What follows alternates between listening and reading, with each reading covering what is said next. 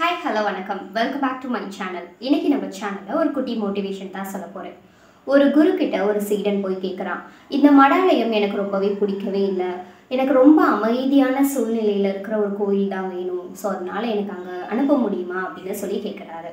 உடனே அந்த குரு சொல்கிறாரு, ஓகே கண்டிப்பாக நான் உன்னை அனுப்புகிறேன், ஆனால் அதுக்கு முன்னாடி நான் கேட்கறதுக்கெலாம் நீ சொல்லணும், உனக்கு ஏன் இந்த மடாலயம் பிடிக்கல, என்ன ரீசன் அப்படின்னு சொல்லி கேட்குறாரு. உடனே அந்த சீடன் சொல்கிறான், இங்கே இருக்கிறவங்க யாருமே அமைதியாகவே இல்லை, ஏதாவது அரசியலை பற்றி சொல்லிட்டு இருக்காங்க, இல்லைன்னா என்னையை பற்றி ஏதாவது எதிர்மறையாக பேசுகிறாங்க, மற்றவங்க லைஃப்பை பற்றி தான் கிசுக்கிசுத்துட்டே இருக்காங்க. ஸோ எனக்கு அதனால் அது பிடிக்கல, எனக்கு அமைதியான சூழ்நிலையிலே என் மனசு அமைதியாக இருக்கிற மாதிரியான ஒரு சூழ்நிலை தான் எனக்கு வேணும் அப்படின்னு சொல்கிறான். உடனே அந்த குருவும் சரி ஓகே நான் உன்னை கண்டிப்பாக நான் அனுப்புகிறேன், அதுக்கு முன்னாடி நான் சொல்கிறத நீ பர்ஃபெக்டாக செய்யணும், அப்போ தான் நான் உன்னைய அனுப்புவேன் அப்படின்னு சொல்கிறாரு. இவனும் உடனே இங்கேருந்து தப்பிச்சா போதும் அப்படின்னு சொல்லிட்டு நீங்கள் என்ன சொன்னாலும் நான் செய்கிறேன் அப்படின்னு சொல்கிறாரு.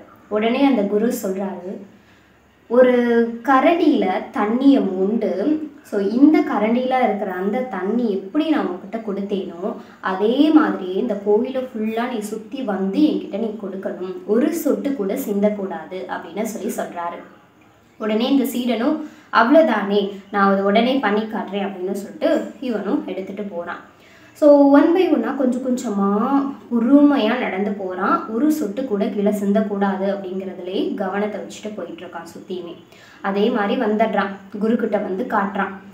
ஸோ நான் வெற்றிகரமாக முடிச்சிட்டேன், நீங்கள் சொன்ன மாதிரியே என்னை அனுப்புங்க அப்படின்னு சொல்லி கேட்குறான்.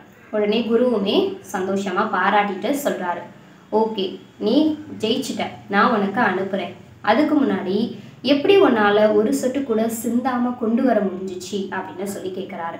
உடனே அந்த சீடன் சொல்கிறான், எனக்கு தேவை இந்த இடத்த விட்டு நான் அமைதியான சூழ்நிலைக்கு போகணும், அதனால் அதே குறிக்கோள் தான் என் மனசில் இருந்துச்சு, அதனால் ஒரு சொட்டு கூட சிந்தக்கூடாதுங்கிற கவனத்திலே தான் நான் இருந்தேன் அப்படின்னு சொல்கிறான்.